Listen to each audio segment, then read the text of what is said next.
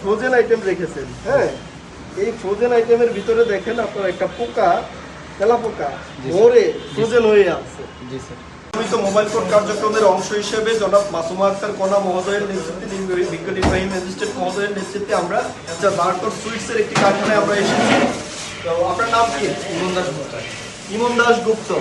আচ্ছা, আপনার সামনেই আপনার ফ্রিজটা আমরা খুলেছি, এখানে তেলা পোকা পেয়েছি। এর মধ্যে আপনি বলতেছেন যে এই ফ্রিজটা নষ্ট, এর ভিতরে আপনি এই আদা রেখেছেন। তারপর এই ফ্রিজটা আপনার নর্মাল নষ্ট, এই ফ্রিজটার ডিপটা ঠিক আছে, তাই তো? এই নর্মাল নষ্ট অবস্থায় জং ধরে আছে, এর মধ্যে তেলা পোকার বাসা, এর ভিতরে আমরা তেলা পোকা পেয়েছি, ঠিক তো? ছার পোকা ছিল তো? আচ্ছা, এই পর্যায়ে কি আপনি কোনো খাবার সংরক্ষণ বা বিক্রয় বা উৎপাদন করতে পারেন? এরকম অবস্থায় করতে পারেন?